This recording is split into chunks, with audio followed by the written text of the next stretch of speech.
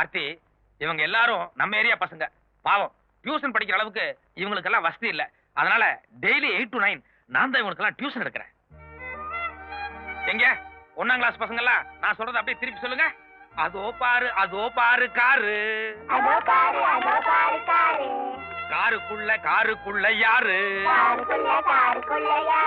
நம்ம நாட்டு சுதந்திர தாகம் நல்லா படிக்க இது இங்க வந்து இப்படி படுத்துருக்கீங்க. சட்டம் இருக்கக்கூடாது.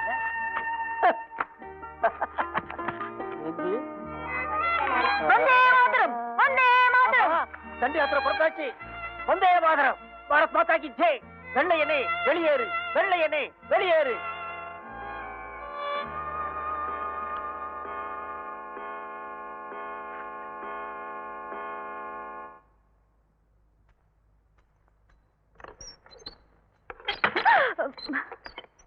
ஆசிரியர் சார், புறப்படலாமா? நான் வந்துட்டு இருக்கேன். எங்க? ரவுண்ட்ஸ், ராத்திரியில ரவுண்ட்ஸ் போவோம். ஆசிரியர் தெருவுல போய் ரவுண்ட் அடி. ஆர்த்தி, ஏன் அவரை துரத்தி விட்ட? என்னங்க, இன்னைக்கு நமக்கு ஃபர்ஸ்ட் நைட். உங்களுக்கு கொஞ்சம் கூட அதை பத்தி நினைப்பே இல்லையா? இல்ல, 30 வருஷம் ஆயிப்போச்சு. எப்படி ஞாபகம் இருக்கும்? இத பார், இது வரைக்கும் என் வாழ்க்கையில எல்லாத்துக்குமே ஒரு டைம் டேபிள் போட்டு சிஸ்டமேட்டிக்கா வாழ்ந்துட்டு இருக்கேன். இன்னைக்கு திடீர்னு கல்யாணம் ஆயிடுச்சுக்காக என் சிஸ்டத்தை நான் மாத்திக்க தயாரா இல்ல. போயிட்டு 12 மணிக்கெல்லாம் வந்துடுறேன். எதுக்கு? படுத்து தூங்குறதுக்கா? ராகவ ராஜா ராம் பதித பாவன சீதாராம். பாப்பா, ஐயம்மா, எப்படி இருக்கீங்க ஐயம்மா? எனக்கு என்ன, நீ நல்லா இருக்கியாடா கண்ணு? ஒரு நாள் கூட பார்க்காம என்னால இருக்க முடியல, அதான் ஓடி வந்துட்டேன். அது சரி, எங்க மாப்பிள்ளை சிங்கம் ஒரே ஒரு தடவை என் கண்ணால பாக்கணும் போல இருக்கு, கூப்பிடுமா.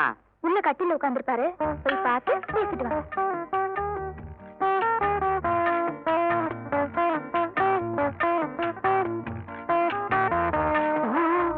பாப்பா, என்னாச்சு? போன வேகத்திலே வந்துட்டீங்க, பேசல? பேசுறதா? இப்படி ஒரு ஸ்பெஷல் நான் பார்த்ததே இல்ல. காதலுக்கு கண்ணு இல்லைன்னு தான் சொல்லுவாங்க, பல்லு கூட இல்லைங்கிறது இப்பதான் பாக்குறேன். என்ன சொல்றீங்க? நான் என்னத்த சொல்றது? ஆமா, நேற்று முதல் ராத்திரியாவது நல்லபடியா நடந்ததா? அது ஏன் கேக்குறீங்க? நான் 7 மணிக்கெல்லாம் ரெடி ஆயிட்டேன். அங்க ரெடி ஆகலையாக்கும்? மணி 8 ஆச்சு, 9 ஆச்சு, 10 ஆச்சு. அவருக்கு கொஞ்சம் கூட ஃபர்ஸ்ட் நைட்ங்கிற நினைப்பே இருந்த மாதிரி தெரியல. நினைப்பெல்லாம் நிறைய இருந்திருக்கும், நிலைமை சரியில்லையே. அப்புறம் தான் நானே, ஐயோ என்னங்க, இப்ப நீங்க உள்ள வர போறீங்களா இல்லையான்னு சொல்லி தரத்திறன்னு எடுத்துட்டு போய் கதவு தாழ் போட்டு லைட் ஆஃப் பண்ணிட்டேன். இப்ப பாத்தீங்களா, நான் 6 மணிக்கு எந்திரிச்சிட்டேன், அவர் 8 மணிக்கு தான் எந்திரிச்சார். ஏமா நெசமா நான் சொல்றேன், என்னால நம்பவே முடியலையே. ஆர்த்தி, என்னங்க என்ன ஜாலி? இங்க ஒரு பிளாக் டைரி வச்சிருந்தேன். எங்க? உள்ளதான் வச்சேன். கொஞ்சம் இருங்க. என்ன? இந்த மீசல் ஏதோ ஒட்டி இருக்க மாதிரி. ஒண்ணு இல்ல. கொஞ்சம் இருங்க. இதோ இங்க. காலங்கத்தால என்ன விளையாட்டு இது? என்னம்மா அது, ஒரே கசமுசாவா இருக்கு? என்னாச்சு? யார் இவரு? இவருதான் அவரு.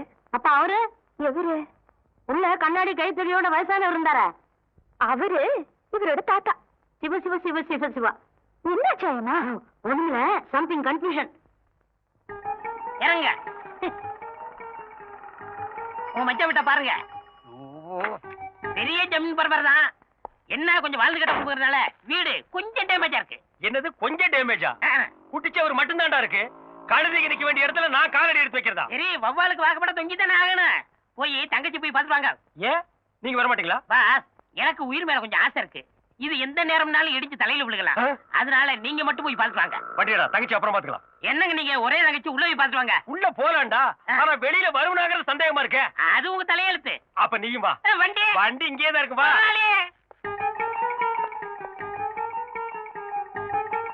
யார் சாதிங்க? நீ யாரா? இந்த பத்திரிகையில வேலை பாக்குறேன். இது பெரிய இந்தியன் எக்ஸ்பிரஸ் பத்திரிக்கை, இந்தியா பூரா டெலிவரி ஆகுது. இதுக்கு ஒரு ஆபீஸ், 9 அடி இடத்துல ஒரு வாட்ச்மேன். கையறா. ஏங்க மச்சான உள்ள போய் பார்த்து வாங்க. டேய் மச்சாங்க சானா அப்பிடுவேன். நான் என் தங்கச்சி தான் பார்க்க வந்தேன். அந்த ஆள் வேணா நீ போய் பாரு, போடா.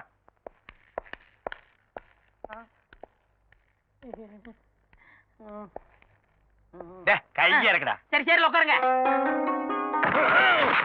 இதுக்கு நான் கீழே உட்கார்ந்துக்கலாம் மேடம். அண்ணே, ஆசி எப்படி இருக்கீங்க? நல்லா இருக்கு. இப்ப வந்தீங்க? இப்பதான் வந்தேன். என்னால நம்பவே முடியல. என்னாலையும் தான் நம்பவே முடியல. ஆயமா, ஆபீஸ்க்கு போய் அவர்கிட்ட மச்சான் வந்திருக்கான்னு சொல்லி அவரை சீக்கிரமா கூட்டுவாங்க. சரி பாப்பா.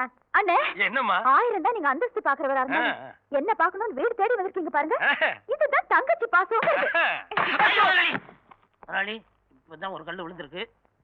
மா நீ பாசத்தை காட்டு, நான் வேண்டான்னு சொல்ல, அடிக்காம காட்டு. ஐயோ, இது எங்க அண்ணன். அண்ணியே இல்ல எங்க அண்ணன். அண்ணியே. அதான் அவங்க அண்ணன் சொல்றாங்கல்ல, நடங்க. அப்ப ஜெய்கின் சொல்ல சொல்லு. ஜெய்கின் தான் சொல்லு. சொல்லிருங்க முதலாளி, காலையில ஒரு தடவை என்ன கடிச்சு வச்சுட்டாரு. என்னது கடிச்சு வச்சுட்டாரா? சொல்லு. ஜெய்கின் கேட்கல. லண்டன்ல இருக்கிற வெள்ளைக்காரனு கேட்கணும். சொல்லு. லண்டனுக்கு எல்லாம் ட்ரங்கால் போட்டு தான் சொல்லு. ஹலோ ஜெய்கின். நடங்க நடங்க. வந்தே மாதரம். வந்து யார் இந்த ஆளு? அவரோட தாத்தா.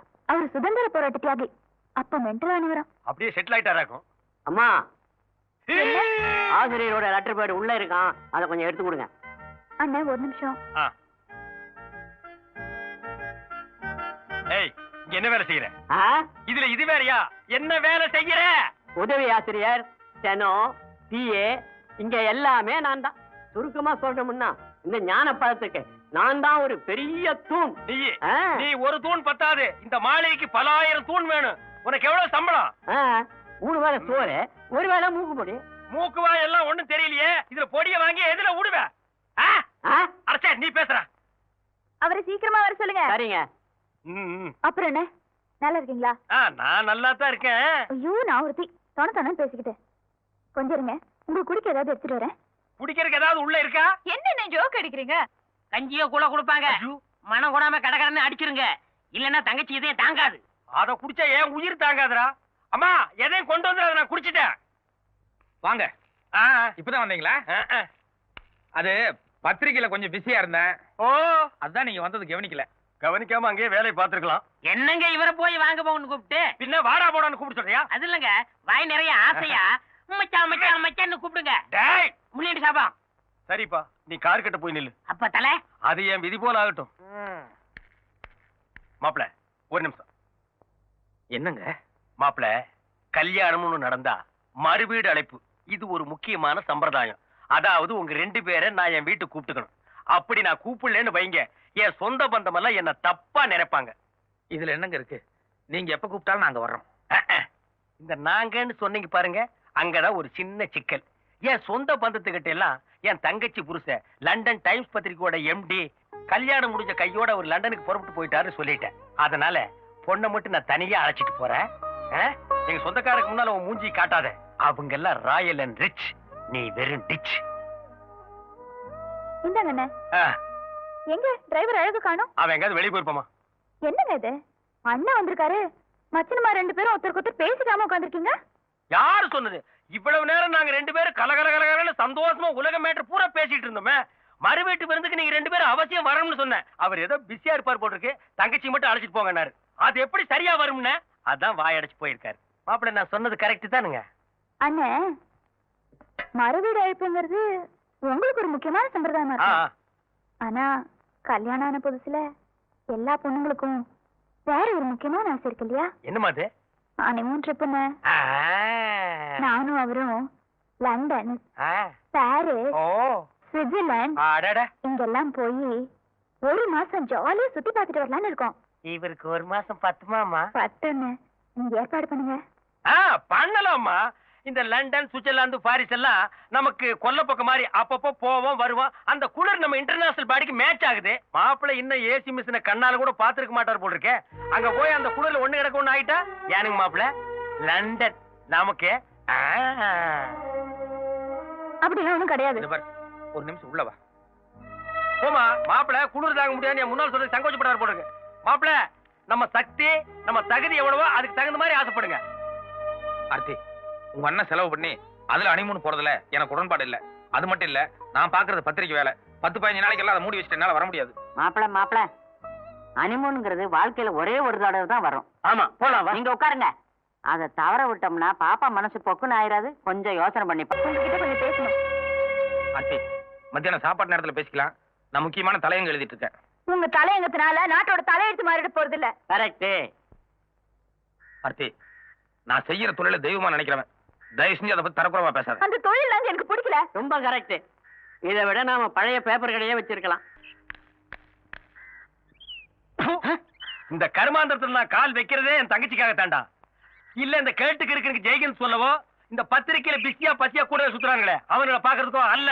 நீ உள்ள போ. இதுல எவனாவது ஒருத்தர் இருந்தா கூட நான் இப்படியே போயிடுவேன். சரிப்பா.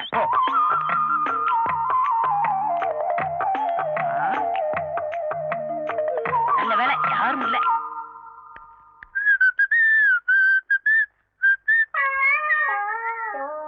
எங்க போயிட்டு வரீங்க ரெண்டு பேரும்? யாரும் கவனிக்கல போல இருக்கு. தண்டவாளத்துல போய் தலைய வச்சு படுத்துட்டாரு. டேய் நல்லா பாத்தியா? நான் சொன்னவனுக்கு எவனுமே இல்லையே. ஒரு ஈக்காக கூட இல்ல. வாங்க பாஸ் போலாம். சரி நீங்க போங்க. அஞ்சு பாக்கி. பாஸ் என் கண்ணையே என்னால நம்ப முடியலையே. அத புடிங்க வெளியேறிடா. வாங்க உட்காரு. அடே டே டே வாங்க வாங்க வாங்க வாங்க வாங்க. உட்காருங்க உட்காருங்க. ஜாயிப்பா காந்தி மாதிரி சட்டை இல்லாம இருக்காரு. நல்லா கால் மேல கால் போட்டு உட்காரு. உட்காரு. தாத்தா ஒரு சின்ன வேலை இருக்கு, உள்ள வாங்க. ஏண்டா சட்டை போடலன்னா நீ காந்தியா? அவர் தானே சொன்னாரு. அவன் கிறுக்க சொல்லுவா. நீ எப்படி சேர்ல உட்காரலாம்? உட்காரட்ட அவர் அடிப்பாரு. இப்ப நான் அடிப்பேன். இங்க பாருங்க முனியாடி சாவ ஒண்ணுக்கு பத்து. சரி போடா. பாஸ் போடா. அம்மா வணக்கம். வாங்கண்ணே, இப்பதான் வரீங்களா? வணக்கம் ஐயா. ஏன் நின்னுட்டே இருக்கீங்க? உட்காருங்க. அவர் உள்ளதானே இருந்தாரு, பாக்கலையா? என்னங்க? இந்தமா நான் ஒன்னதான் பார்க்க வந்தேன். என்ன விஷயம்னு? இங்க பாருமா, நம்ம லெவல் என்னமோ அதுக்கு தகுந்த மாதிரி தான் நடக்கணும். மாப்பிள்ளை இருக்கிற சூழ்நிலைக்கு மினிஸ்டர் கிட்ட எல்லாம் போய் மோதுறாரா? ஊருக்குள்ள கசமசான்னு பேசிக்கிறாங்க. ஒன்ன வேற நான் இந்த மாதிரி பார்க்கணுமா? 50 லட்சம் ரூபாய் முதலீடு போட்டு ஒரு ஃபைனான்ஸ் கம்பெனி ஆரம்பிக்கிறேன். அதுல சேர்மன் போஸ்ட் ஏத்துக்கிட்டு கால் மேல கால் போட்டு உட்கார சொல். என்ன யோசிக்கிற? இல்லங்க, அதுக்கெல்லாம் அவர் ஒத்துக்க மாட்டார். என்னங்க கொஞ்சம் இப்படி உட்காருங்க. என்ன விஷயம்? உட்காருங்க சொல்றேன்.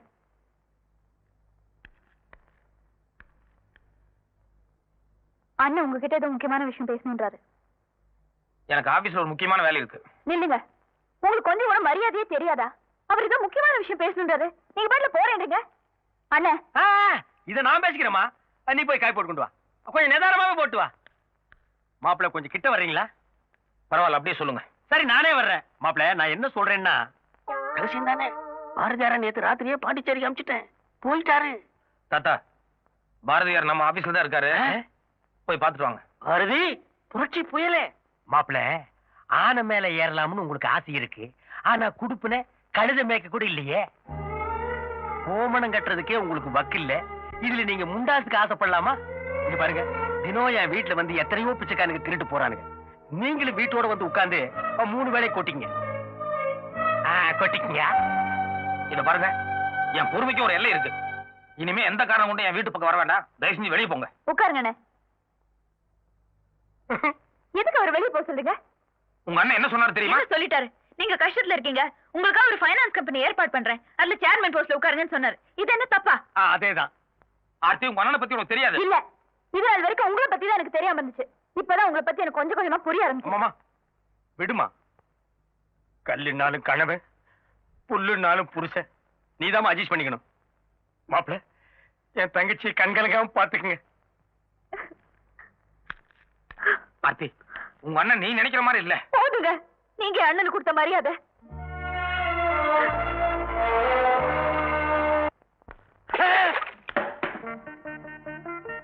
அசையாத. ஒரு அடி அசைஞ்ச உன்னை உயிரோட எரிச்சிடுவேன். தாத்தா வந்தே மாதரம். நீ நடிக்கிற, உதட்டளவுல பேசுற, உள்ளத்துல உணர்ச்சி இருந்தா இப்படி அந்நிய சிலுக்குல குறுக்குவியா? உன்னை விட மாட்டேன். அரியா சிறுவன் தெரியாம பண்ணிட்டான். ஒரு பிச்சைக்காரனுக்கு பிச்சை போட மாட்டீங்களா? சும்மா இருங்க. அதே மாதிரி உயிர் பிச்சை கொடுக்க தாத்தா. அவனை ஒழிக்கணும்னு எனக்கு எண்ணம் இல்ல, அந்நிய துணியை ஒழிக்கணும். அதனால தாத்தா இருங்க, உங்களுக்கு துணியை கொடுத்துடும் அவ்வளவுதானே. உங்களுக்கு உயிர் முக்கியமா துணி முக்கியமா? என்னடா சொல்ற? உயிர் மேல ஆசை இருந்தா துணியை கழட்டிடுங்க. இந்த சனினே எனக்கு வேண்டாம். வந்தே மாதரம், வந்தே மாதரம்.